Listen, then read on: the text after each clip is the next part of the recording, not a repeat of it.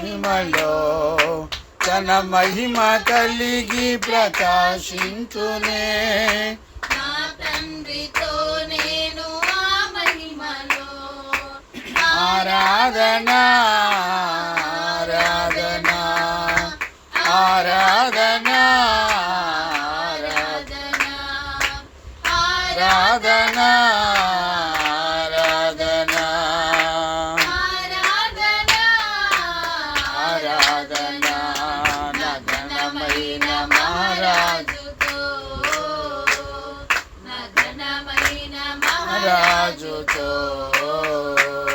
ప్రకాశించునే తన పరిశుద్ధతతో ఆ నిత్య సీయోనులో.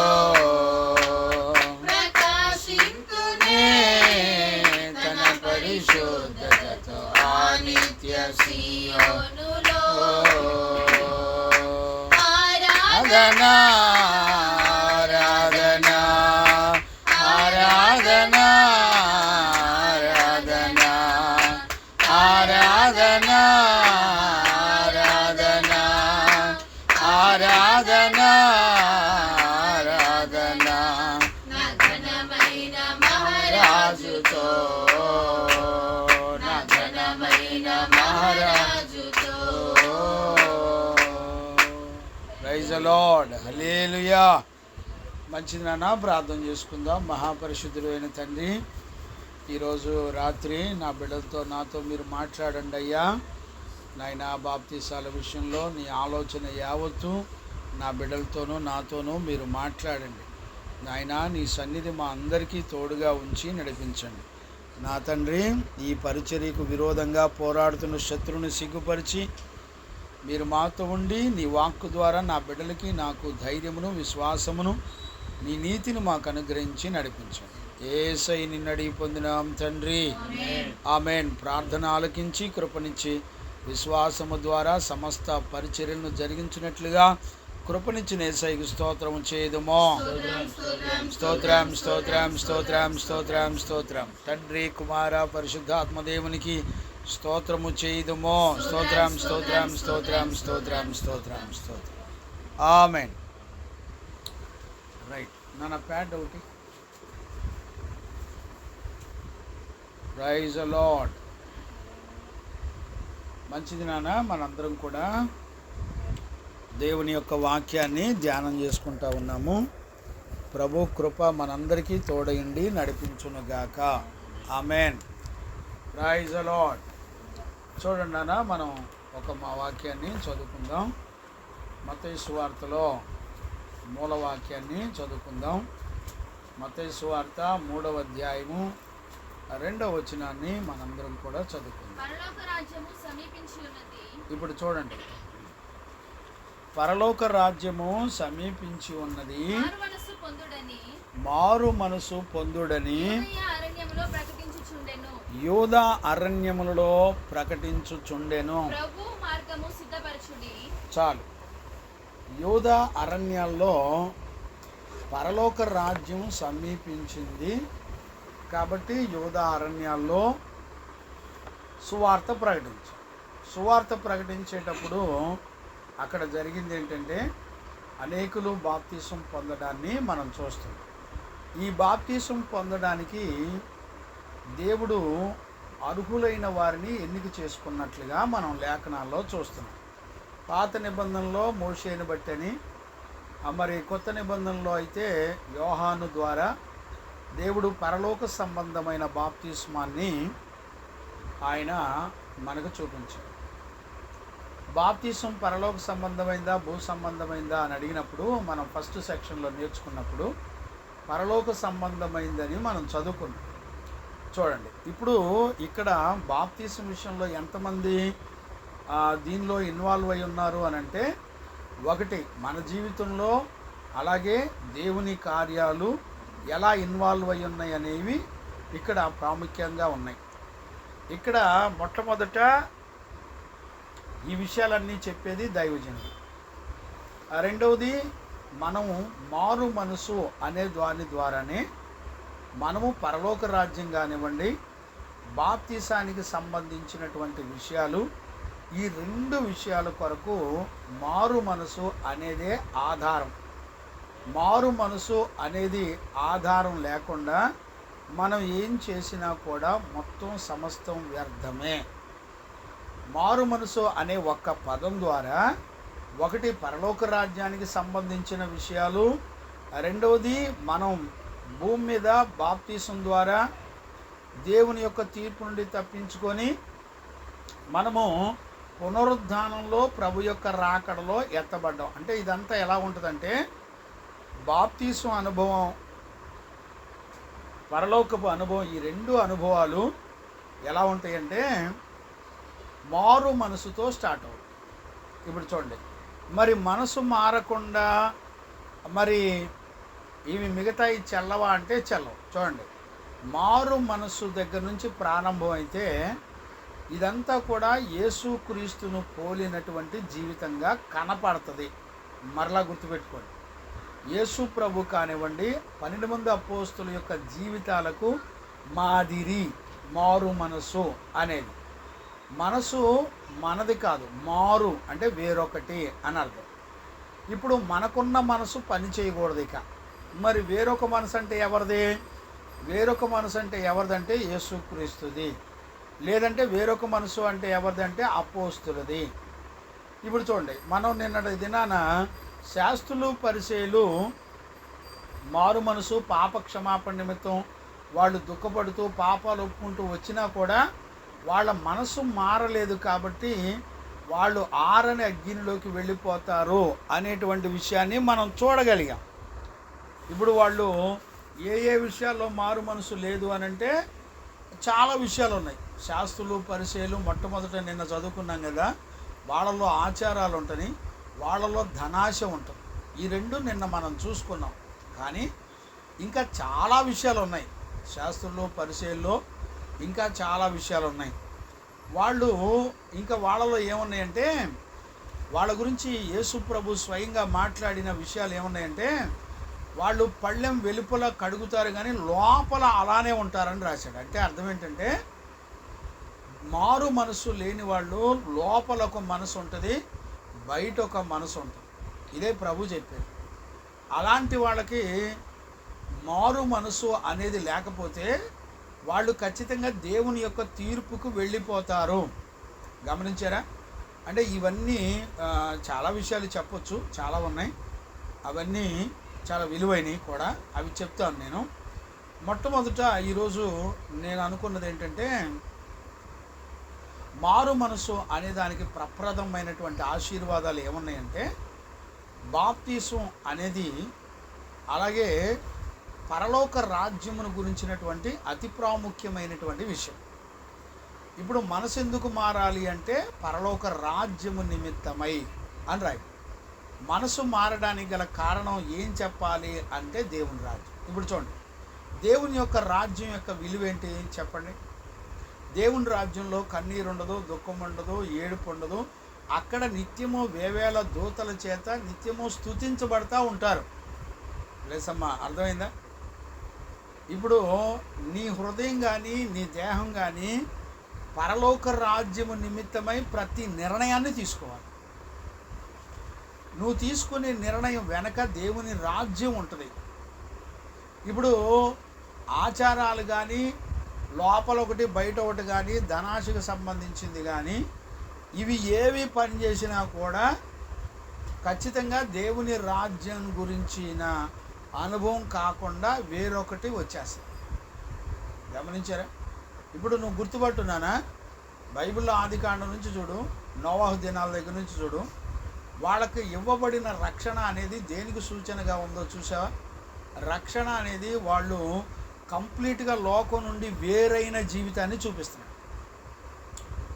ఒకవేళ వాళ్ళు వేరవ్వకపోతే వాళ్ళ పరిస్థితి ఏంటి అంటే వాళ్ళందరూ కూడా పాతాళానికి వెళ్ళిపోతారు. గమనించా?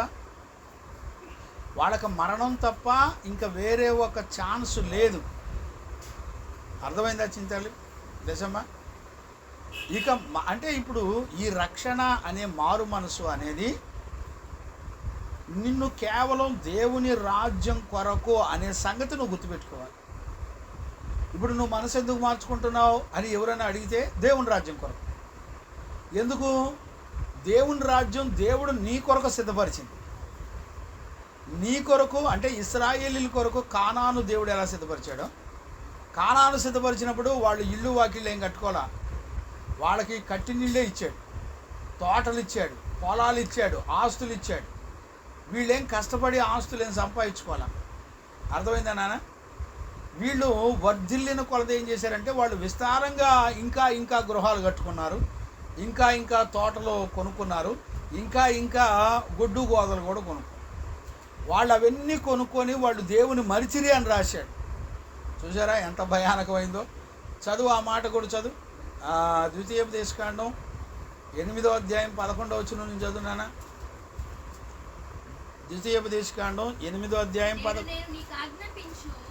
11 కాకుండా కొంచెం లేకపోతే 9 నుంచి చదువు, లేదా 10 చదువు. నీవు తిని తృప్తి పొంది నీ దేవుడైన యెహోవా నీకిచ్చిన మంచి దేశమును బట్టి. అంటే ఇప్పుడు వీళ్ళు ఎక్కడికి వచ్చేసారు? ఐగుప్తు దేశం నుండి విడిపించబడి కానానుకు వచ్చేసారు. ఇప్పుడు దేవుడిచ్చిన మంచి కానాను దేశంలోకి వచ్చాడు. ఇంకా పైన చదువుకుంటే మంచి వెండి బంగారములు కలిగిన రాళ్ళ కలిగిన దేశం, అక్కడ ఏ కొదవ ఉండదని చాలా విషయాలు అక్కడ చెప్తాడు పైన. సరే, అవి మనకి కిందకు వస్తే సరిపోద్ది, 10 నుంచి చదివితే సరిపోద్ది. చదువు నాన్న. ఇప్పుడు చూడు, దేవుడిచ్చిన కానాల్లో నీకేమిచ్చాడంటే నీకు ఆల్రెడీ తిని తృప్తి పొందడానికి కావలసినవన్నీ సిద్ధపరిచాడు. అంటే అర్థం ఏంటి? నీ లైఫ్ స్పాన్ల మొత్తం, నీ జీవితం మొత్తం దేవుడు నీకు కావలసినవన్నీ కూడా సిద్ధపరిచి ఇచ్చేసాడు. చూడు, బాప్తీసం వెనక దేవుని ప్లాన్ ఎంత గొప్పదుందో చూడు. కానాను దేశం వాళ్ళకి ఇచ్చిన అనుభవాన్ని చూపిస్తున్నాడు. అంటే మనకేమో పరలోక రాజ్యం నిమిత్తం, అంటే కొత్త నిబంధనకు వచ్చేపాటికి డైరెక్ట్గా హెవెన్. ఆ హెవెన్ను కూడా ఎలా ఇస్తున్నాడు? నీ మనసు మార్చుకుంటే చాలు. అంటే ఇప్పుడు మనసు మార్చుకున్నటువంటి ఇశ్రాయేలు ప్రజలు, రక్షించబడినటువంటి ఇశ్రాయేలు ప్రజలకి వాళ్ళకి భోజనం దగ్గర నుంచి, ఫుడ్ దగ్గర నుంచి, వాళ్ళకి కావలసిన ఫెసిలిటీస్ అన్నీ సిద్ధపరిచి ఇచ్చాడు. ఇక్కడ మనం నమ్మాల్సింది ఏంటంటే నీ మనసు మార్చుకున్నప్పుడు నీకు భవిష్యత్తు కావలసినవన్నిటినీ సిద్ధపరిచాడు. దేవునికి మహిమ కలుగునుగాక. ఆమేన్. ఇప్పుడు చూడు ఎంత గొప్ప ఆశ్చర్యం. ఇప్పుడు నీ భవిష్యత్తుకు కావలసినవన్నీ సిద్ధపరచగలిగిన శక్తి ఎవరికి ఉంటుంది? తల్లిదండ్రులకు ఉంటుంది. అంటే తల్లిదండ్రులన్నా ఒకవేళ నువ్వు మాట వినకపోతే నీకు ఆస్తి ఇవ్వకపోవచ్చేమో, కానీ దేవుడు నీకు వాగ్దానం చేసిన ప్రకారం నువ్వు నిలబడినప్పుడు నీకు ఆయన భవిష్యత్తుకు కావలసిన సమస్తాన్ని సిద్ధపరిచేసి. ఇక రక్షించబడిన వ్యక్తికి ఇక దిగులు చింత అనేది ఉండదు. అందుకనే మత్తయి సువార్త 6వ అధ్యాయంలో అంటాడు, అన్యజనుల వలె మీరు చింతపడొద్దు. ఏమి తిందుమా? 23 నుంచి చదువుతావా? 6, 23, 25 నుంచి చదువు. లేకపోతే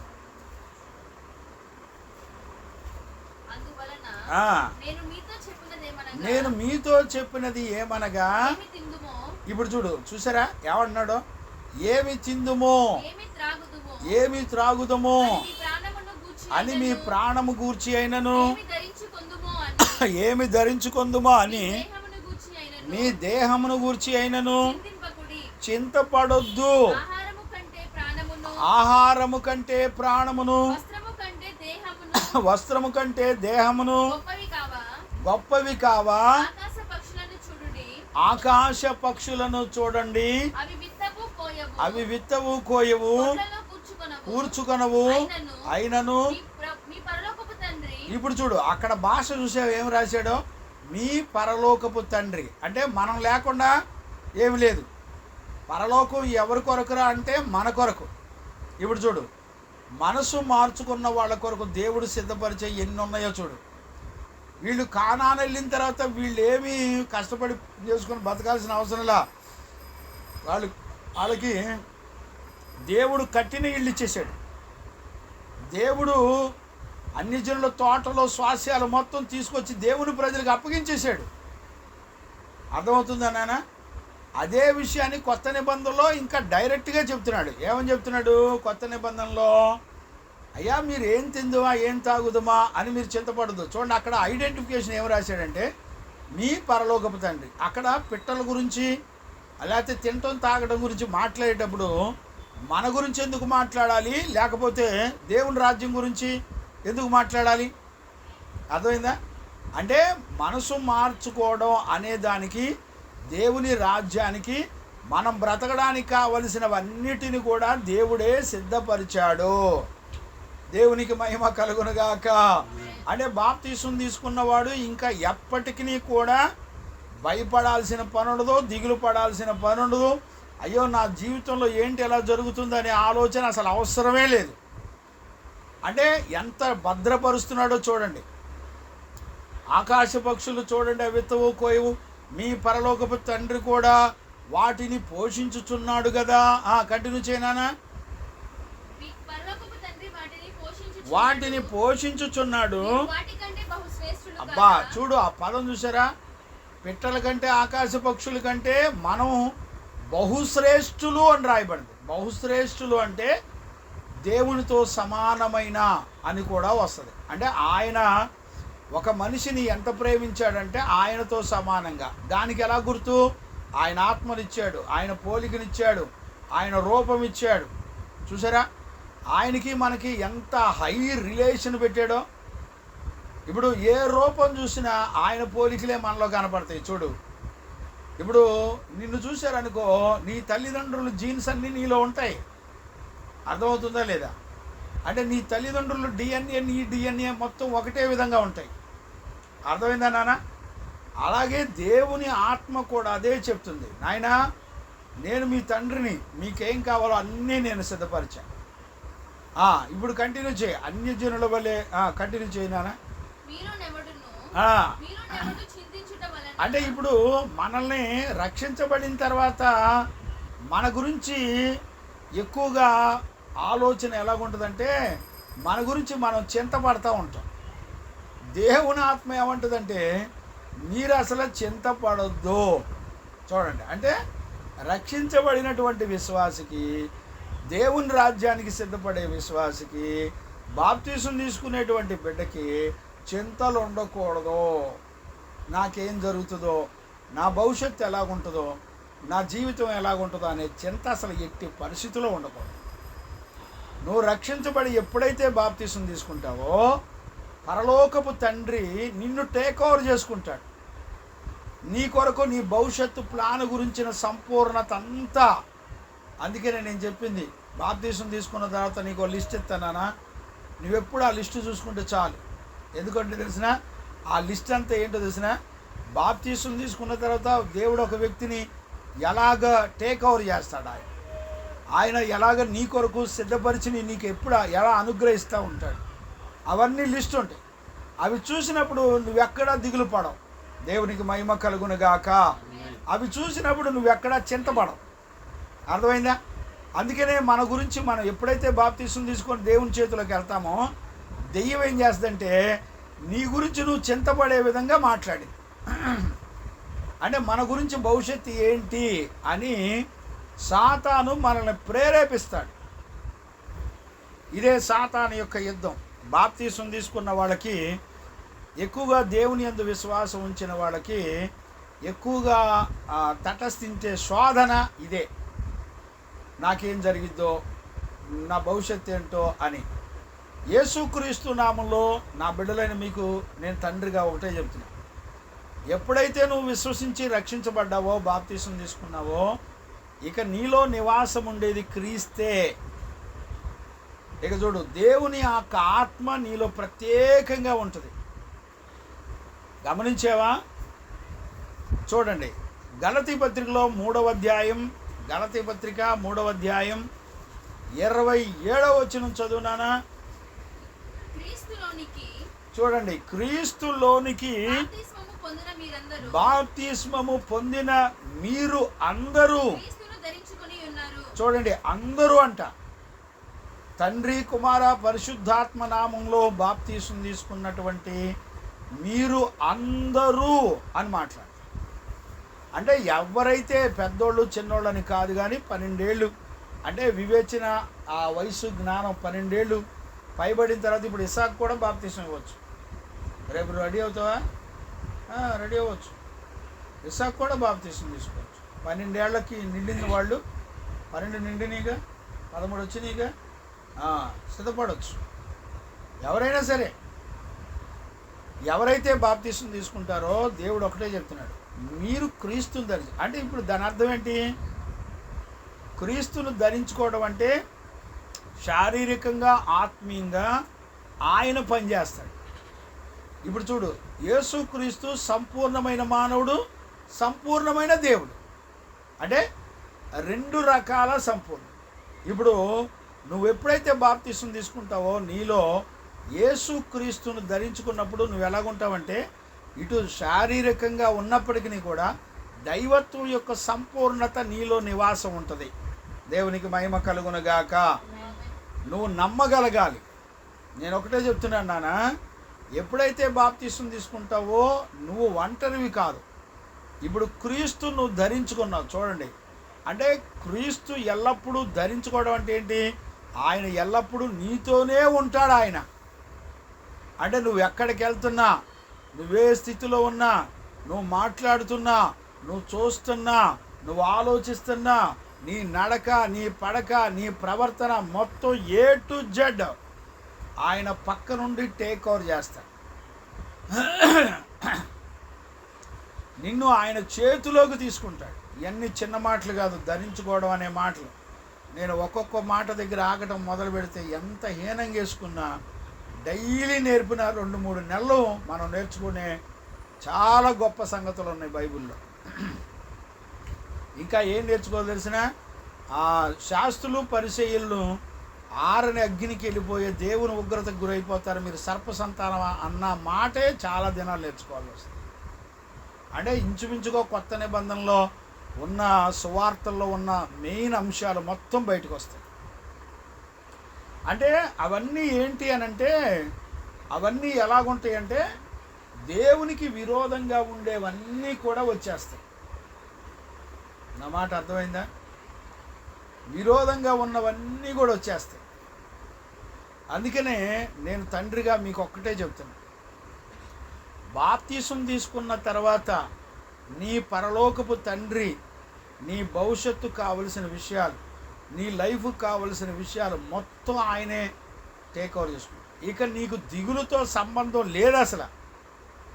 ఒకవేళ నువ్వు బలహీనంగా ఉన్నా, వ్యాధి ఉన్నా, రోగం ఉన్నా, శ్రమలో ఉన్నా, బాధల్లో ఉన్నా, నీ మనసు ఎలాగుండాలి తెలిసినా, ఈరోజు నేను ఎలాగుండుట దేవుని చిత్తమో అనాలా. చూడండి, మిమ్మల్ని చిన్నప్పటి నుంచి దేవుడు మిమ్మల్ని ఎట్ట పెంచాడో మీరు ఊహించుకోండి. అసలు ఎలా ఆదరిస్తూ వచ్చాడో గుర్తుపెట్టుకోండి.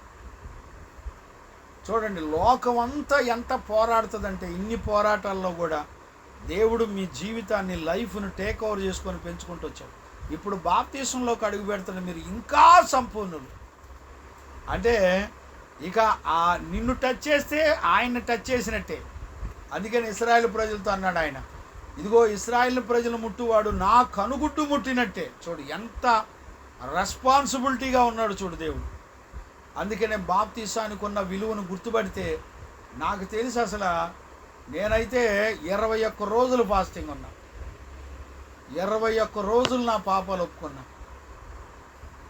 21 రోజులు దిద్దుబాటు జరిగిన తర్వాత దేవుడు ఒక సూచన ఇస్తే అప్పుడు నాకు బాప్తీసం ఇచ్చారు.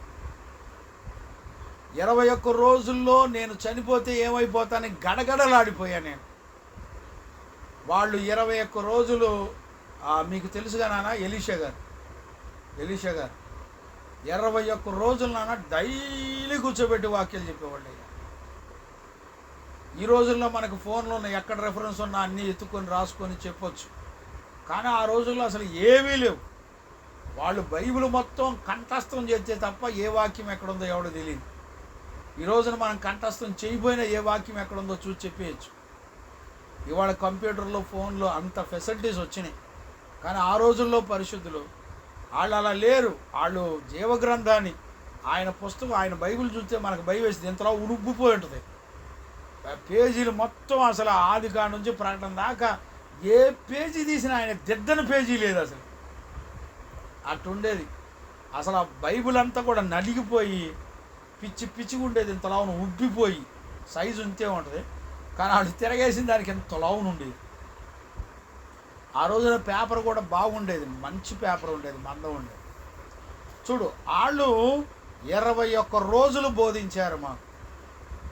చూడండి, ఈ రోజున అందుకనే నేను చెప్తున్నాను నాన్న, దేవుని రాజ్యం కొరకైన మారు మనసు వేరు, దేవుని రాజ్యం కొరకైన వేరుబాటు జీవితం వేరు, దేవుని రాజ్యం కొరకైన మరి పరిశుద్ధ జీవితం వేరు, విశ్వాస జీవితం వేరు. నువ్వేది చేసినా, ఆత్మ సంబంధమైన ఏ జీవితం నువ్వు చేసినా అది దేవుని రాజ్యం కొరకే. ఇప్పుడు చూడండి, దైవజనుడు మిమ్మల్ని గద్దించిన, ఇంకా అపోస్తుల కార్యాల్లో చాలా టాపిక్స్ ఉన్నాయి. ఓన్లీ అపోస్తుల కార్యాల్లో నిజంగా టాపిక్స్ ఒక్కొక్కటి విడదీస్తే మనకి ఆ రోజున వాళ్ళు పెంచిన విధానానికి అసలు సంబంధమే లేదనిపిస్తుంది. వాళ్ళు ఒక్కొక్క విషయాన్ని అపోస్తులు గద్దించి చెప్పిన ప్రకటనలు చాలా అద్భుతం. ఏమి లేదండి, వాళ్ళు మాట్లాడుతుంటే ఏమన్నారు తెలిసిన, అయ్యా మాకు బాప్తీసం ఇవ్వడానికి ఈ ఆలస్యం ఏంటి అని గడగడలా ఆడిపోయారు. నేను అడుగుతున్నాను, మనకు ఆ ఆలస్యం అనే సంగతి మనకు తెలిసింది అసలు? మనం ఆ మాట అనగలమా? ఆలోచించు.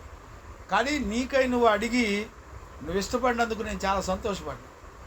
I'm very very happy. నీకై నువ్వు సిద్ధపడ్డావు అనేది చాలా అద్భుతం. దేవుడు నీకు చేసిన మేలనే నేను అనుకుంటున్నాను. నీకై నువ్వు సిద్ధపడి నేను రక్షించబడాలి అనే మంచి మనస్సాక్షిని దేవుడు నీకు ఇచ్చాడు. కాబట్టి నేను నీకు ఒకటే చెప్తున్నా, వాక్యాన్ని మాత్రమే నువ్వు నమ్ము. వాక్యాన్ని నమ్మకపోతే మాత్రం, వాక్యము నిమిత్తమై దేవుని రాజ్యం నిమిత్తమై నీ మనసు మార్చుకోకపోతే, చూడు, నీ మనసు మార్చుకోవడానికి దేవుని రాజ్యానికి ఎంత అటాచ్మెంట్ ఉందో గుర్తుపెట్టు. మనసు మార్పు అనేది దేవుని రాజ్యం నీతో కూడా ఉంటుంది. దేవుని ఆత్మ, యేసుక్రీస్తు యొక్క ఆత్మ నీతో కూడా ఉంటుంది. చాలా అద్భుతమైనటువంటి ప్రకటనలు నానా. ఒక్కొక్క వాక్యం నిజంగా బాప్తీసాల గురించిన వాక్యాలను డైలీ చదువు. నీ హృదయం ఎంత ఉప్పొంగుతుందంటే నువ్వు ఎంత సంపూర్ణుడైన దేవుని చేతిలోకి వెళ్ళిపోతున్నావో నీకు అర్థమవుతుంది. ఇప్పుడు మేము అలా ఎదిగాం కాబట్టి నాన్న, లోకంలో ఉన్నది ఏది కూడా మేము అడ్డగించినా, మా ఉద్యోగాలైనా, మాకు కలిగినవైనా, మా బ్యాంక్ బ్యాలెన్స్లైనా, నాకు కలిగిన సమస్తం పెంటతో సమానంగా ఎంచుకోవడానికి గల కారణం ఏంటంటే దేవుని యొక్క రాజ్యమే. అర్థమవుతుందా? దేవుని యొక్క రాజ్యం ఈ లోక మహిమలన్నిటికంటే కూడా చాలా గొప్పది. దేవుని యొక్క రాజ్యం ఎలాంటిదంటే కన్నీరు ఉండదు, దుఃఖం ఉండదు, ఏడుపు ఉండదు. ఆయనే నీతి సూర్యుడై మన మీద ప్రకాశించేటువంటి వాడు అనే సంగతి అర్థమవుతుంది. మనసు మార్చుకొని వేరై అనే జీవితంతో పరలోకం పనిచేసింది. Praise the Lord. అర్థమైందా నాన్న? పరలోకమే నీ కొరకు పనిచేస్తుంది. అంటే ఇప్పుడు పరలోకం యొక్క ప్రోటోకాల్ నడుస్తూ ఉంటుంది నీతో పాటు. అంటే నువ్వు ఇక వన్నడు కూడా ఒంటరివి కాదు. ఎంత బాధ్యత! ఇప్పుడు చూడు, తల్లిదండ్రులు బాధ్యతగా ఉండి నిన్ను కాపాడుతుంటే ఎంత సంతోషంగా ఎదుగుతున్నావు. ఇప్పుడు దేవుడు ఏమంటాడంటే, బాప్తీసం తీసుకున్నప్పుడు నువ్వు ఎదిగేటప్పుడు ఆ పరలోకపు ప్రోటోకాలే నీ చుట్టూ ఉంటుందంటే ఇంకా ఎంత ఆనందించాలి చెప్పు. దేవదూతలు నీ కాలు కింద పడకుండా, దేవదూతలు నీ కాలు బెసకుండా, దేవదూతలు పరలోకపు కంచె నీకు తోడుగా ఉంటుంది. ఇంచుమించుగా యోబు చుట్టూ మరి దేవుని ఆత్మ ఎలా కంచేసి కాపాడిందో, వితౌట్ గాడ్ పర్మిషన్, దేవుని పర్మిషన్ లేకుండా ఏ శత్రు జాడలు నీ దగ్గరికి రావడానికి వీలు కూడా ఉండదు. ఒకవేళ వచ్చినా దేవుని అనుమతి ద్వారా వస్తుంది. కాబట్టి దేవుని అనుమతి ఎలా ఉంటుందో తెలిసిన, నీ కొరకు దేవుడే సాక్ష్యం ఇస్తాడు. చప్పలు కొట్టు గట్టిగా, దేవునికి మహిమ కలుగును గాక. Praise the Lord. దేవుడే నీ కొరకు సాక్ష్యం ఇస్తాడు. ఇప్పుడు యోబు గురించి దేవుడే సాక్ష్యం ఇచ్చాడు. ఏమని సాక్ష్యం ఇచ్చాడు? యోబును చూడు, ఆయన ఆత్మను తప్ప నువ్వేది ముట్టొద్దు, సమస్తం నీ ఎదుటుంది, శోధించుపో, నా సేవకుడైన యోబు యథార్థవంతుడు అని సాక్ష్యం ఇచ్చాడు. చూసావా? అతడు దేవుని యందు భయభక్తులు కలిగిన వాడని సాక్ష్యం ఇచ్చాడు. అతడు పాపమును విడిచిపెట్టిన వాడని సాక్ష్యం ఇచ్చాడు. అతడు న్యాయవంతుడు అని సాక్ష్యం ఇచ్చాడు. చూడు, అసలు సృష్టికర్తే నీ కొరకు సాక్ష్యాన్ని పలికేటువంటి గొప్ప జీవితం ఏదైనా ఉందంటే అది నీ మనసు మార్చుకొని దేవుని రాజ్యం కొరకు, పరిశుద్ధ జీవితం కొరకు వేరై జీవించే జీవితంలో పరలోకం యొక్క ప్రోటోకాల్ అంతా కూడా నీ పక్షాన నిలబడుతుంది. అర్థమైందా లేదా?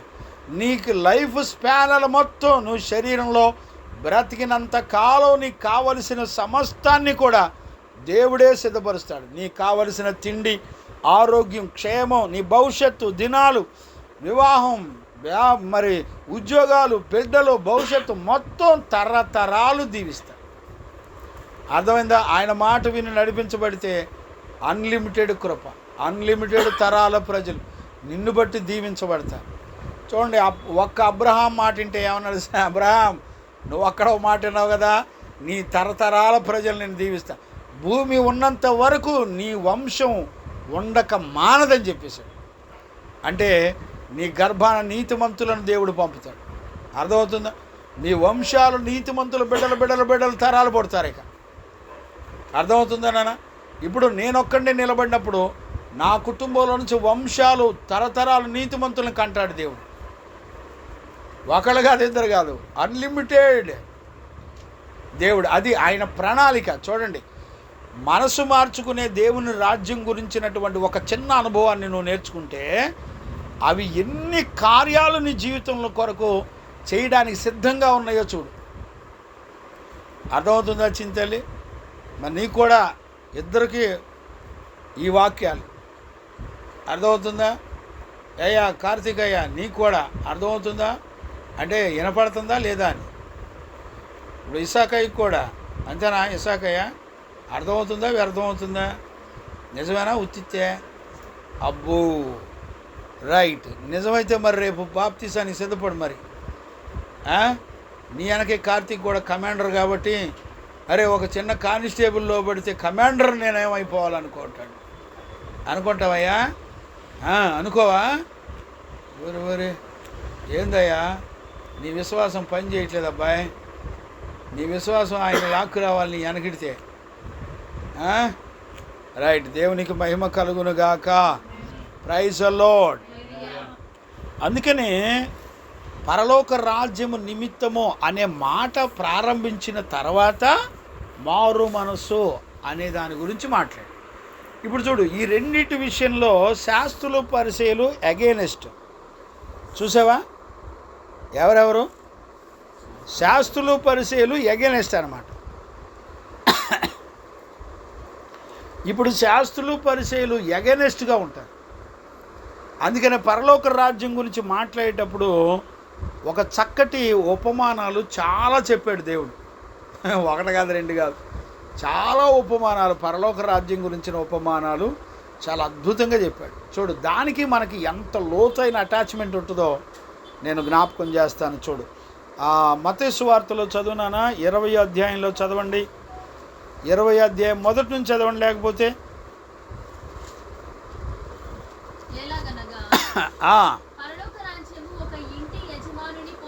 ఇప్పుడు చూడండి ఎందుకు ఈ ఉపమాన భావాలు చెప్పాడంటో. ఒక యజమానుని పోలిందంట. పరలోక రాజ్యము ఈజ్ ఈక్వల్ టు ఒక యజమాని. చూసారా? అందుకనే మనం ఇందాక మత్తయి సువార్త 6వ అధ్యాయంలో ఏం చదివాం? ఏమి తిందుమా, ఏమి ధరించుకుందుమా, మీ దేహమును గురించి అయినను మీ శరీరమును గురించి అయినను మీరు చింతపడొద్దు, ఇవన్నీ మీకు కావాలని మీ పరలోక తండ్రికి తెలుసు కదా. మొదట ఆయన రాజ్యమును ఆయన నీతిని మొదట మీరు వెతకండి. చూసారా? ఇప్పుడు చూడు, దేవుడు ఏమంటున్నాడు? పరలోక రాజ్యం ఒక యజమాని. చూసారా? పరలోక రాజ్యం ఇజ్జుకోల్డు ఒక యజమానుడు. ఇప్పుడు యజమానుడు అంటే ఎవరిని అంటాం చెప్పు? ఒక యజమానిని. ఈజ్ ద ఓనర్ అని ఎప్పుడు అంటాం? ఇప్పుడు మీ ఇంటికి యజమాని ఎవరు? డాడీ. అర్థమైందా? అంటే డాడీ లేకుండా ఇల్లు రాదంటే రాదు, డాడీ లేకుండా మీరు రారంటే రారు. అంటే వితౌట్ డాడీ మీరెవరు ఉండరు. ఈ ప్రాపర్టీ ఉండదు, ఏది ఉండదు. అంటే యజమానుడు అంటే అర్థం ఏంటంటే మీ అందరికీ ఆధారమైన వాడు అని అర్థం. అర్థమైందా? నీకు ఏది కావాలన్నా నీకు ఆధారం ఎవరంటే యజమానుడే. చాలా అద్భుతమైన ప్రకటనలు అన్నమాట. నిజంగా నేను ఇవన్నీ చెప్పాలి, అసలు వాస్తవంగా ఇవన్నీ తెలియాలి. ఎందుకంటే పరలోక రాజ్యం అనేది, పరలోక రాజ్యం నిమిత్తమైన మారు మనసు అనేది ఎంత క్వాలిఫైడ్ అనేదే చాలా గొప్ప విషయం. అర్థమైందా నాన్న? అందుకనే ఇది చిన్న బాధ్యతతో కూడినటువంటి సంగతులైతే కాదు. ఇవి పరలోకానికి సంబంధించిన దేవుడు, దేవదూతలు సమస్తం త్రిత్వమై ఉన్న దేవుడు, తండ్రి కుమార పరిశుద్ధాత్ములు త్రిత్వమై ఉన్న దేవాది దేవునితోనూ పరలోకంతోనూ సంబంధాలతో ఉంటుంది.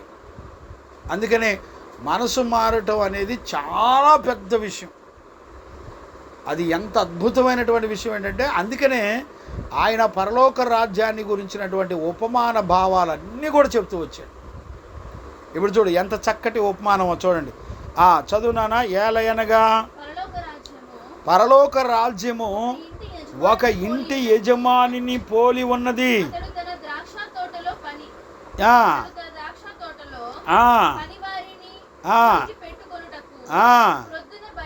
పొద్దున బయలుదేరి దినమునకు ఒక దేనారము చొప్పున పంపెను. 9 గంటలకు వెళ్ళి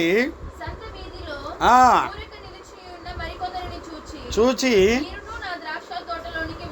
వెళ్ళండి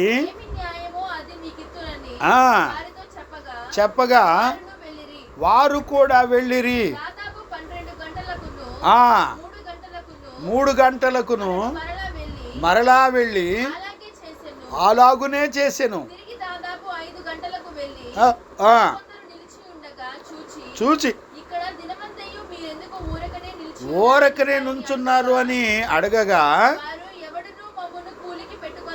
ఎవడునూ మమ్మను కూలికి పెట్టుకోలేదనెను. అందుకతడు మీరును నా ద్రాక్ష తోటలోనికి వెళ్ళుడనెను. సాయంకాలమైనప్పుడు ఆ ద్రాక్ష తోట యజమానుడు పిలిచి మొదలుకొని వరకు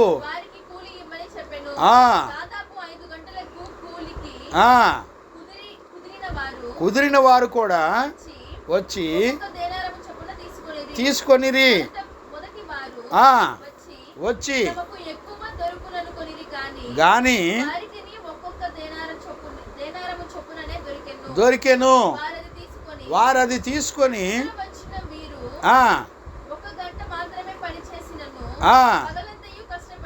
పగలంతయు కష్టపడి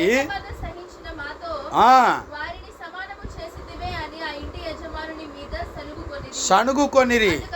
అందుకతడు చూచి, స్నేహితుడా, నేను మీకు అన్యాయం చేయలేదే, ఉడంబడిక చేసుకోనలేదా, నీ సొమ్ము నువ్వు తీసుకొని పొమ్ము, నాకు ఇష్టమైంది కాదా, మంచివాడనైనందున కడుపు మంటగా ఉన్నదా అని చెప్పాను. ఇప్పుడు చూడు, ఇదంతా నేను ఎందుకు చదివించాను ఆలోచించండి. అంటే ఇక్కడ యజమానుడు అనే వ్యక్తికి దేవుని యొక్క సార్వభౌమాధికారం ఉంది. అంటే సర్వాధికారం కలిగినటువంటి వాడు. ఆయన నిన్ను కుంటోడుగా పుట్టించగలడు. ఆయన నిన్ను 2 కాళ్ళు బాగున్నావా దానిగా ఉంచగలడు. ఆయన నిన్ను శ్రమల పాలు చేయగలడు. ఆయన నీకు ఏ వాగ్దానం అయితే చేశాడో దాని ప్రకారంగా నిన్ను నడిపించుటకు శక్తిమంతుడు. కానీ ఆయన ఒకటే అంటాడు, నేను నీకేం మాట ఇచ్చాను ఆ మాట ప్రకారం నేను ఉంటాను. అర్థమైందా? యజమానుడు అంటే చిన్నోడు కాదు. నేను అన్యాయస్తుడను కాను, నేను మంచివాడను కనుక నీకు కడుపు మంట. చూడు, మంచివాడు దేవుని న్యాయమైన నీతిని జరిగించేవాడంటే కడుపు మంట వస్తుందట. ఇప్పుడు అర్థమైందా? కడుపు మంట అనేది దేనికి సంబంధించిందంటే ఈ లోక న్యాయం.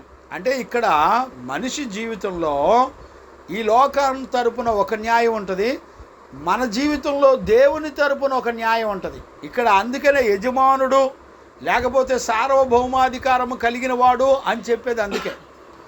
ఇప్పుడు చూడండి, ఇప్పుడు దేవుని యొక్క సార్వభౌమాధికారం మన మీద ఉంది. ఎలాగా? ఆయన ఏమంటాడంటే, నిన్ను నా ఉద్దేశం ప్రకారంగా నీకు నేను ఏ వాగ్దానం అయితే చేశానో, ఏ మాట అయితే ఇచ్చానో ఆ మాట ప్రకారం నీ కొరకు నేను పని చేస్తాను. నేను న్యాయాధిపతి. గమనించారా? మంచివాడను, నేను న్యాయం తీర్చేవాడను గనుక, నేను మంచివాడను గనుక నీ కడుపు మంట మండుతుంది. అంటే అర్థం ఏంటి? ఇప్పుడు ఈ లోక న్యాయంతో పోల్చుకుంటారు. అంటే ఇప్పుడు మన విశ్వాస జీవితంలో నువ్వు రక్షించబడిన తర్వాత, బాప్తీసం తీసుకున్న తర్వాత నీకు ఏం జరుగుతున్నా దేవుడు న్యాయమే చేస్తాడని నువ్వు నమ్మాలి. నీకు ఈరోజు కూలి, నీకు ఈ చిన్న ఉద్యోగం ఇచ్చాడనుకో, ఆ చిన్న ఉద్యోగంతోనే తృప్తి పడాలి. నీకు 2 బిడ్డలనే ఇచ్చాడనుకో, ఆ 2 బిడ్డలతోనే తృప్తి పడాలి. అర్థమైందా నాన్న? ఒకవేళ నీకు ఇల్లు వాకిల్ లేని ప్రదేశంలో నువ్వు ఉండాల్సి వస్తే అక్కడే తృప్తి పడి ఉండాలి. అంటే నీ యజమానుడు నువ్వు ఎలా ఉండటం నీ యజమానునికి తెలుసో అలాగుండటం దేవుని యొక్క చిత్తము. దేవునికి మహిమ కలుగునుగాక. Praise the Lord. ఇప్పుడు ఆయన అదే చెప్తున్నాడు, నాకు సర్వాధికారం ఉంది, ఇది నా డబ్బు, నా ధనం. అంటే అర్థం ఏంటి? ఈ దేశం, ప్రపంచం సమస్తం కూడా దేవునివే. వితౌట్ గాడ్ పర్మిషన్ సూర్యుడు పనిచేయడు, చంద్రుడు పనిచేయడు, నక్షత్రాలు పనిచేయవు, భూమి ఆకాశాలు పనిచేయవు. ఆయన పర్మిషన్ లేకుండా మేఘాలు ఏవి కూడా, వాతావరణం, చలికాలం, ఎండాకాలం ఏది కూడా పని చెయ్యదు. అంటే సర్వాధికారం కలిగిన వాడు ఆయన. నిన్ను భూమండలం మీద ఏ తండ్రి గర్భాన నిన్ను నిలబెట్టాడో, పంపించాడో అది ఆయన చిత్తమై ఉంది. ఇప్పుడు చూడండి, ఇప్పుడు భూమండలం మీద మీరున్నారు కదా, నిన్ను తండ్రిగా చేశాడు దేవుడు. కోపం వచ్చినప్పుడు నువ్వు నా తండ్రి కాదు అనే ఏశావు వంటి భ్రష్టత్వం కలిగిన మనసు రాకూడదు మనకి. అర్థమైందా నాన్న? అందుకనే ఈ బంధాన్ని ఇచ్చింది దేవుడు, మనుషులు కాదు. అమ్మని, నాన్నని, తాతయ్యని, అమ్మమ్మని, బంధువుల్ని, చుట్టాలని ఇచ్చింది అంతా కూడా దేవుడు, మనం కాదు. మనం కోరుకుంటే దేవుడు ఇవ్వలా. అంటే అర్థం ఏంటి? నిన్ను ఎవరి గర్భాన ఉంచడం అది దేవుని దృష్టికి న్యాయమైనది. నిన్ను ఎక్కడ వరకు చదివించాలో, నిన్ను ఎక్కడ వరకు నడిపించాలో అది దేవుడు నీ జీవితంలో న్యాయాన్ని జరిగిస్తున్నాడు అనే సంగతి ఖచ్చితంగా మనం గుర్తుపట్టాలి. దేవునికి మహిమ కలుగునుగాక. అర్థమైందా నాన్న? రెండవది అక్కడే మత్తయి సువార్త 22:2 నుండి చదువునానా. పరలోక రాజ్యము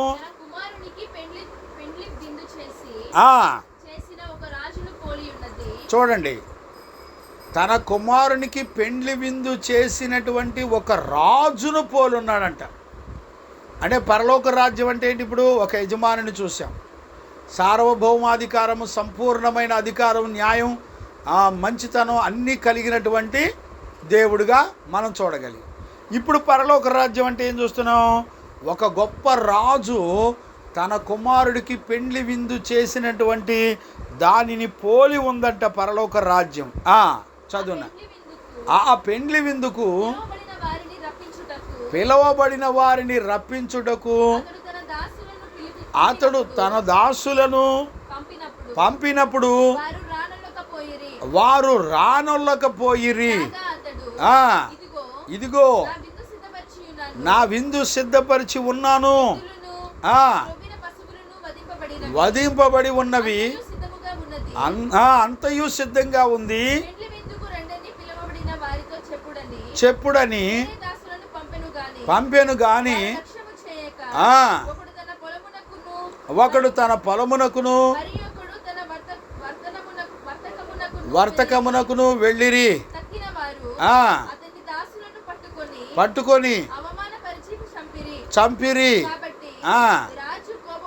రాజు కోపపడి సంహరించి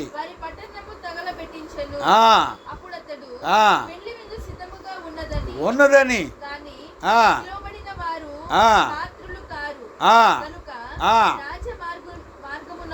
ఆ రాజమార్గములోకి రాజవీధుల్లోకి వెళ్ళండి, పోయి కనబడిన వాళ్ళందరినీ పిలవనంపండి చెప్పాను.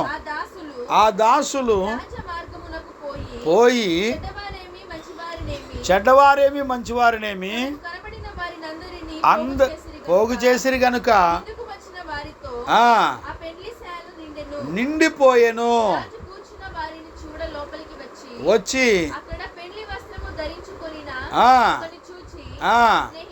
స్నేహితుడా లేక ఎలాగొచ్చితివి అని అడుగగా మౌని అయి ఉండెను. వీళ్ళు కాళ్ళు చేతులు కట్టి త్రోసివేయుడి, అక్కడ ఏడుపును పండ్లు కొరుకుటయు. గమనించారా నాన్న? అక్కడ ఏడుపును పండ్లు కొరకు ఇటుయు ఉండునని పరిచారకులతో చెప్పెను. పిలువబడిన వాళ్ళు అనేకులు. గమనించారా నాన్న? పిలువబడిన వాళ్ళు అనేకులు, ఏర్పరచబడిన వాళ్ళు కొందరే అని చెప్పెను. చూసారా? ఇందులో చాలా అంశాలు ఉన్నాయి, చాలా ప్రకటనలు ఉన్నాయి. ఇది ఒక్క మాటతో చెప్పేది కూడా కాదు. చూడండి ఏమేమి ఉన్నాయో చూసాయిగా చూడండి. ఇప్పుడు రాజు ఏం చేస్తున్నాడు? పిలుస్తున్నాడు. ఎవరి ద్వారా పిలుస్తున్నాడంటే తన దాసులు, అంటే సేవకులు ద్వారా దేవుని యొక్క రాజ్యం కొరకై నిన్ను పిలుపు అందింది. అంటే అర్థం ఏంటి? ఈ ప్రకటన దేనికి సంబంధించిందంటే, పిలుపు అందటం అంటే దేవుడు నీ కొరకు సిద్ధపరిచిన రాజ్యం సమీపించింది, ఇక నువ్వు మారు మనసు పొందే గడియ వచ్చింది అని అర్థం. ఇప్పుడు దేవుడు నిన్ను పిలిచాడు. ఇప్పుడు అర్థమైందా నీకు? దేవుడు ఇప్పుడు నిన్ను సిద్ధపరిచి పిలిచాడు. ఇప్పుడు చూడండి ఎన్ని రకాల ప్రకటనలు ఉన్నాయో చూడు. అంటే నిన్ను బాప్తీసానికి, అంటే ఇప్పుడు నీకు వయసు ఇచ్చి, ఎదుగుదలిచ్చి, అనుభవించి, జ్ఞానం ఇచ్చి, దేవుని పరిశుద్ధుల సహవాసం ఇచ్చి నీకు పిలుపును ప్రకటించాడు. అంటే బాప్తీసం అనేది ఏంటిది? ఇప్పుడు ఒక పిలుపు. ఇప్పుడు ఆ పిలుపు ద్వారా దేవుడు ఏం చేస్తున్నాడో తెలుసునా? నిన్ను విందుకు పిలుస్తున్నాడు. ఎక్కడికి? రాజుగారి గృహంలోకి. అంటే అర్థం ఏంటి? పరలోక రాజ్యంలోకి. చూడండి అసలు ఎంత మంచి ప్రకటనలో చూడండి. ఆ పంపినప్పుడు వారు రానొల్లకపోయారు. అంటే సిద్ధపరచుకున్న వారిని దేవుడు పిలిచాడు, కానీ వాళ్ళు కొంతమంది రాలేదంట. చూసారా? రానొల్లకపోయారు. అతడు ఇదిగో నా విందుకు సిద్ధపరిచి ఉన్నాను, ఎద్దులను కొవ్వెలను పశువులను వధింపబడి ఉన్నవి, ఇదంతయు సిద్ధముగా ఉంది, పెండ్లి విందుకు రండని పిలువబడిన వారితో చెప్పుడని వేరే దాసులను కూడా పంపెను. కానీ చూసారా, వాళ్ళకి వివరాలన్నీ చెప్తున్నాడు. ఆ పెండ్లి విందులో ఏమేమి ఉన్నాయి ఇవన్నీ ఏంటంటే మన కొరకు దేవుడు సిద్ధపరిచినటువంటి జీవితానికి గుర్తు. ఇవన్నీ మనకు కావలసినవన్నిటినీ దేవుడు సిద్ధపరిచాడు. ఇప్పుడు సిద్ధపరిచినవన్నీ పిలువబడిన వారికి పొందుకోవడానికి ఆయన పిలుస్తున్నాడు. అదేంటిదంటే ఆ పెండ్లి విందట. అంటే ఇప్పుడు యేసుక్రీస్తుతో నువ్వు పెండ్లి చేసుకునేటువంటి ఒక ప్రత్యేకమైన వేరుబాటు జీవితానికి గుర్తు. చూసారా? ఇప్పుడు ఏమంటున్నాడు ఆయన? వాళ్ళని మరలా వేరొక దాసుల్ని చేత పిలిపించాడు ఆయన. వారు కూడా లక్ష్యము చేయక తన పొలమునకును మరియొకడు తన వర్తకమునకును వెళ్ళిరే. చూసారా? తక్కిన వారు ఆ దాసులను పట్టుకొని అవమానపరిచి చంపారు. ఇప్పుడు చూడండి, ఇవాళ రోజున నిన్ను దేవుని యొక్క పిలుపు ప్రకారంగా నిన్ను పెంచి పెద్ద చేసి వాక్యం చేత నిన్ను కట్టి దేవుని రాజ్యానికి పిలిచే సేవకుల్ని చంపేసే కాలాలు వచ్చేసాయి. ఇప్పుడు యేసు ప్రభుని కనుక వాక్యం చెప్పి వాళ్ళందరికీ ఆ శాస్త్రులు పరిసయ్యులు కూడా వాళ్ళని గద్దించినప్పుడు శాస్త్రులు పరిసయ్యులు యేసు ప్రభుని చంపే వరకు నిద్రపోలా. ప్రధాన యాజకులతో కలిసి వాళ్ళందరూ కలిసి యేసు ప్రభుని చంపారు. ఈ రోజుల్లో కూడా నిన్ను సిద్ధపరిచి దేవుని యొక్క రాజ్యానికి సిద్ధపరుస్తున్న దైవజనుల మీద నిందలేసి అవమానపరిచి వాళ్ళను కొట్టి చంపేటువంటి కాలాలు ఇప్పుడు ఆల్రెడీ రన్ అవుతున్నాయి. ఏ దైవజనుడైతే నిన్ను కాపాడి రక్షించి దేవుని ఎదుట నిలబెట్టాలని సిద్ధపరుస్తున్నాడో అతనిని చంపే కాలం వచ్చేసింది. చూసారా, ఈ రోజున ఎవరిని చంపుతున్నారు చూడండి. నిన్ను రక్షించి నీకు బుద్ధి చెప్పి దేవుడు నీ కొరకు ఏమేమి సిద్ధపరిచాడో చెప్పి నీకు ఆశీర్వాదాలు ఇచ్చి ఆయన నీ జీవితంలో ఎన్ని కృపావరాలు ఇచ్చాడో చెప్పి ఇంత చెప్పిన దేవుని మాట వినకుండా లోకస్తుల మాటిని, దేవుని భయం లేని వాళ్ళ మాటిని, నీతిమంతులను చంపేసే పరిస్థితులు చూడండి. వాళ్ళు పిలువబడిన వాళ్ళు పెళ్లి విందుకు రాకపోగా వాళ్ళు ఏం చేస్తున్నారు సార్, మాకు గేదెలు ఉన్నాయి, మాకు ఆవులు ఉన్నాయి, మాకు పొలాలు ఉన్నాయి, మేము చదువుకోవాలి, మేము ఉద్యోగాలు చేసుకోవాలి, మాకు పనులు ఉన్నాయి, మాకు రావటానికి కుదరదు.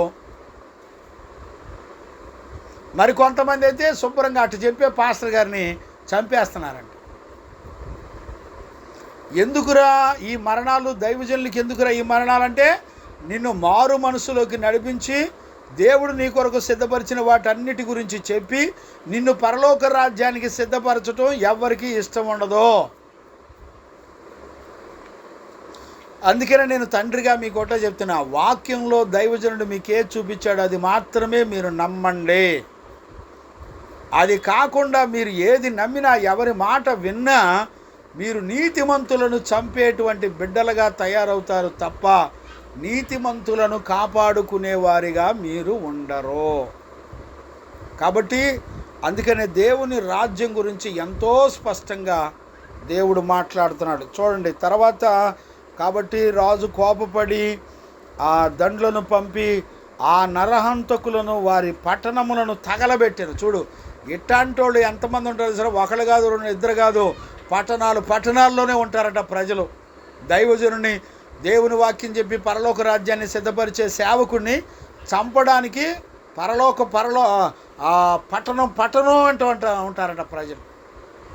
ఏమండి, ఇప్పుడు దైవజనుడిని చంపినోడిని ఒక్కడనే దేవుడు ఉగ్రతకు చంపొచ్చుగా? కాదు, అలాంటి వాళ్ళు పట్టణాలే ఉంటారంట. అంటే ఇక భూమండలం మీద దేవుని నమ్మినటువంటి విశ్వాసం కలిగిన పిల్లలు అసలు దొరకరు. అంటే నటించే వాళ్ళు ఉంటారు. అంటే శాస్త్రులు పరిచయాలు ఎలాగుంటారు, వాళ్ళు కూడా దుఃఖపడతారు, వాళ్ళు కూడా బాప్తీసం తీసుకుంటారు, కానీ వాళ్ళు దేవుని రాజ్యం నిమిత్తమై బతుకు మార్చుకోరు. వాళ్ళు జానడ పొట్ట కావాల్సిన వాటి కొరకు దేవుణ్ణి వెంబడించి వాళ్ళు భూ సంబంధంగా అభివృద్ధి చెందాలని కోరుకొని వెంబడించినటువంటి ప్రజలు. అందుకని దేవుడు అన్నాడు, రాబోయే ఉగ్రతనుడు తప్పించుకోవడానికి మీకు బుద్ధి చెప్పిన వాడెవడు?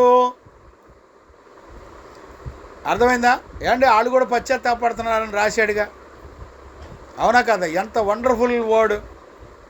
వాళ్ళు కూడా బాప్తీసం తీసుకోవడానికి వచ్చారు, వాళ్ళు కూడా వాళ్ళ పాపాల నిమిత్తమై పశ్చాత్తాపడ్డారు. కానీ ఎందుకు వాళ్ళు ఉగ్రత పాలవుతున్నారు? ఎందుకు వాళ్ళ సర్పసంతానం అన్నాడు అంటే వాళ్ళు భూ సంబంధమైన అటాచ్మెంట్తోనే మనసు మార్చుకుంటున్నారు తప్ప పరలోక సంబంధమైన మారు మనసు మాత్రం వాళ్ళకి ఉండట్లేదు. అంటే వాళ్ళు ఏం చేస్తున్నారు? ఆచారాలు, ధనాశ, అర్థమైందా నాన్న? లోపల ఒక జీవితం, బయట ఒకటి జీవితం కలిగిన వారిగా బ్రతుకుతున్నారు శాస్త్రులు పరిచయం. చివరికి శాస్త్రులు పరిచయాలు ఏం చేశారంటే యేసు ప్రభు, నీతిమంతుడైన యేసు ప్రభుని చంపేశారు. ఈ రోజున సంఘాల్లో నీతిమంతులు ఉన్నట్టుగా ప్రకటించే దైవజనుల దగ్గర ఎవ్వడు ఉండడు. చివరికి వాళ్ళ ఒంటరి చేసి ఇంట్లో వాళ్ళే చంపేస్తారు. దేవుడు చెప్పాడు, ఒకళ్ళకిద్దరు వేరే ఉంటారు, ఇద్దరికి వేరే, ముగ్గురు వేరే ఉంటారు. ఎక్కడ అంటే ఒక్కింట్లోనే. అర్థమవుతుందా నాన్న? అందుచేత దేవుని యొక్క వాక్యాన్ని బట్టి చూస్తే, మనం గమనిస్తే దేవుని యొక్క రాజ్యం గురించి మాట్లాడేటప్పుడు ఈ శోధనలన్నీ, యుద్ధాలన్నీ ఎందుకు చూపిస్తున్నాడు దేవుడు? చూడండి, నేను చూపించింది రెండు. దేవుని రాజ్యం అంటే ఏంటి, ఆయన రాజ్యం గురించి ఉపమానాలు ఏం చెప్పాడు అనేది రెండు చూపించాను నేను. అవునా? రెండిట్లోనే ఎన్ని చరిత్రలు జరుగుతున్నాయి చెప్పు? అవునా? ఎన్ని చరిత్రలు జరుగుతున్నాయి? ఒకడేమో కూలికి వచ్చి పొద్దున వచ్చాను ఇప్పుడు దాకా కూడా అదే కూలా అని నీతిమంతుడైన దేవుణ్ణి, ఆ నీతినివంతుడు, న్యాయవంతుడు, మంచివాడైనటువంటి దేవుణ్ణి గొణిగి సణుగుతున్నాడు. ఇంకో దగ్గరికి వస్తే అసలు ఆయన పిలువబడిన వాళ్ళే ఆయన దగ్గరికి రాకపోగా అవసరమైతే నీతిమంతులైన సేవకుల్ని మరలా దాసులను పంపినా కూడా వాళ్ళను కూడా చంపేసేటువంటి గుంపు తయారవుతుంది. చూసారా ఎంత భయానకమైన పరిస్థితులు ఉన్నాయో గుర్తుపట్టండి. అందుకనే దైవజనుడిగా నేను మీకు ఒక్కటే చెప్తున్నా, మీరు దేవుని యొక్క వాక్యం ప్రకారంగా దేవుని రాజ్యము నిమిత్తమైన మారు మనసు. అర్థమవుతుందా? ఇదే మాట అపోస్తుల కార్యాలు 2:38 చదువునానా? నేను ముగిస్తున్నాను, ఈ ఒక్క మాట చెప్పి ముగించేస్తాను. పేతురు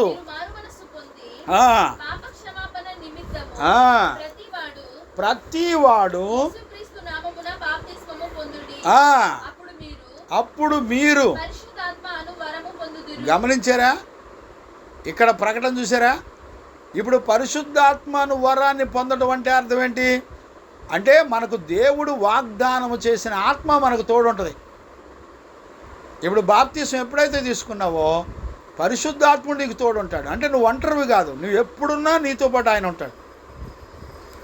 మన పోకడ ప్రభు రాకడ వరకు, యుగ సమాప్తి వరకు మనతో ఉండడానికే ఆయన పరిశుద్ధాత్మను ఆదరణకర్తను మన మధ్యలోకి పంపించాడు. ఇప్పుడు చూడు, అసలు ఎన్నడూ నాకు అనిపిస్తుంది, ఒక మనిషి బాప్తీసం తీసుకొని పరలోక రాజ్యం నిమిత్తం మనసు మార్చుకుంటే అసలు ఎంత ప్రోటోకాల్ ఉందో చూడు, ఎంత సెక్యూరిటీ ఉందో చూడు, అసలు ఎంత భద్రత ఉందో చూడండి. నేను అంటున్నాను, ఇలాంటి భద్రతల గురించి తెలిసినప్పుడు ఇంకా వేరే వాళ్ళ చేతిలో ఉండడానికి నీ మనసు ఊరుకుంటుందా? ఎంత భద్రతనిచ్చే దేవుని చేతిలో నేను ఎప్పుడు వెళ్ళి చేరతానా, ఈ లోపల నుంచి చనిపోతే అయ్యో నేను నా అంత దౌర్భాగ్యుడు ఎవడు ఉండడానికి దుఃఖపడ్డాను. నేనైతే 21 రోజుల నిబంధనలో ఉండి ప్రార్థించినప్పుడు నేనైతే ఏమో ఈ టైంలో నేను చనిపోతే ఈ సంపూర్ణత అంతా, ఈ భాగ్యం అంతా నాకు పోద్దు కదా అని ఏడ్చుకుంటూ బతికా. నేను నరకం గురించినటువంటి భయంతో బతికా నేను. కానీ ఈ రోజుల్లో అలాంటి మనస్సాక్షి నేనైతే చాలామందిలో చోట్ల. ఈ రోజున బాప్తీసం తీసుకున్నా కూడా ఎవరైనా ఇరుగు పొరుగు వాళ్ళు, లోకస్తులు అట్టగాది ఎట్టు కూడా ఉండొచ్చు అంటే వాళ్ళ మాటలను నమ్మి దేవుని వాక్యానికి విరోధంగా బ్రతకడానికే ఇష్టపడుతున్నారు. కానీ ఇంత సెక్యూరిటీ ఇచ్చిన దేవుణ్ణి తృణీకరించి ఆయన మాటను లక్ష్యం లేకుండా ఇష్టానుసారంగా బ్రతికేవాళ్ళు చాలామంది ఉన్నారు. నేను చెప్తున్నాను నాన్న, దేవుని ఎదుట దైవజనుడిగా నేను ఒకటే చెప్తున్నాను, దేవుని వాక్యంలో ఏ ప్రకటనలు అయితే నువ్వు వింటున్నావో దానిని నమ్మి నీ మనసు పరలోక రాజ్యము నిమిత్తమై మార్చు. పరలోక రాజ్యం యొక్క ఆశీర్వాదాలు భూమండలం మీద ఎలా చూపిస్తున్నాడో చూడు. వాటన్నిటికీ చాలామంది విరోధంగా బతికారు. కానీ ఆయన మాత్రం పిలువబడ్డారు, ఏర్పరచుకున్నాడు, నిన్ను రక్షించుకోవడానికి పిలుచుకున్నాడు.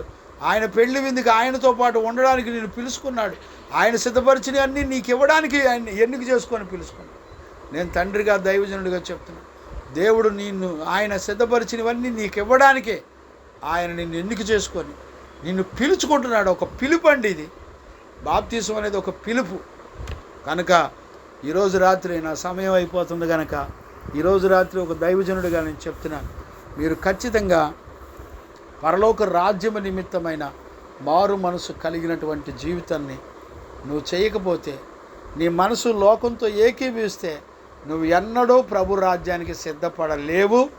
ఒకవేళ మీరు బాప్తీసం తీసుకున్నా కూడా అది మొత్తం పులిసిన పిండిలాగా పోద్ది. చివరికి ప్రభుని ఎదుర్కొనేటానికి ఏమీ మిగలదు. నేను చెప్తున్నాను, మీ భవిష్యత్తు గురించిన సంకల్పం అంతా దేవుని దగ్గర ఉంది. మీకేం కావాలో సమస్తాన్ని దేవుడే సిద్ధపరుస్తాడు. అలాంటి కృప బాప్తీసం తీసుకున్న బిడ్డలకి మనకు అనుగ్రహించి నడిపించును గాక. ఆమేన్. ప్రార్థన చేసుకుందాం. స్తోత్రం స్తోత్రం స్తోత్రం స్తోత్రం స్తోత్రం స్తోత్రం స్తోత్రం స్తోత్రం స్తోత్రం స్తోత్రం స్తోత్రం స్తోత్రం. ప్రార్థన చేసుకుందాం. మహాపరిశుద్ధుడైన తండ్రి, ఈరోజు రాత్రి ప్రభా నీ వాక్కు ద్వారా, ఆత్మ ద్వారా నాయనా నీ బిడ్డలమైన మమ్మల్ని అందరినీ దర్శించి మీరు మాట్లాడుతూ వచ్చినందుకు స్తోత్రాలు నాయన.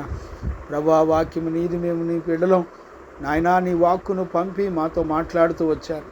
పరలోక రాజ్యము నిమిత్తమైన మారు మనసు వేరు నాయనా. ఈ లోక సంబంధమైన మారు మనసు వేరు. లోక సంబంధమైన మారు మనసు, పాపములు, పశ్చాత్తాపాలన్నీ కూడా శాస్త్రులు, పరిచయులు ఎలా ఉన్నారో అలా ఉంచేవని నువ్వు చూపిస్తున్నావు నాయన. శాస్త్రులు, పరిచయులు లోక సంబంధమైన పద్ధతులను అనుసరించారు. వాళ్ళు నాయనా, వాళ్ళు సర్పసంతానమా అని గద్దించబడ్డారు.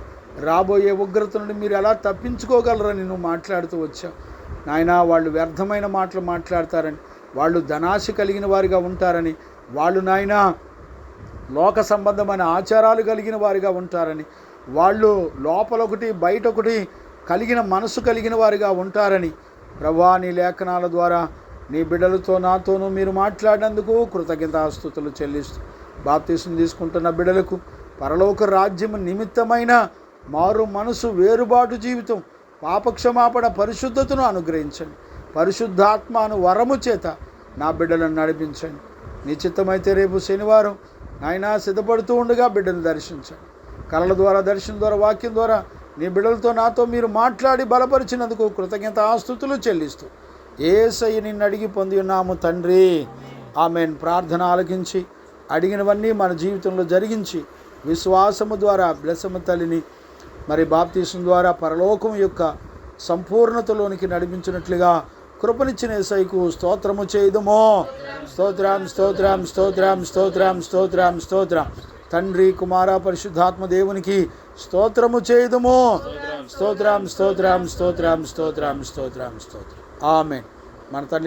మన తండ్రి అయిన దేవుని నుండి, మన ప్రభు అయిన యేసుక్రీస్తు నుండి పరిశుద్ధాత్మని యొక్క అన్యోన్య సహవాసము, సన్నిధి, సమాధానం విశ్వసించిన బిడ్డలకును సకల పరిశుద్ధులకును యేసయ్య కృపా సమాధానములు తోడయుండి నడిపించునుగాక.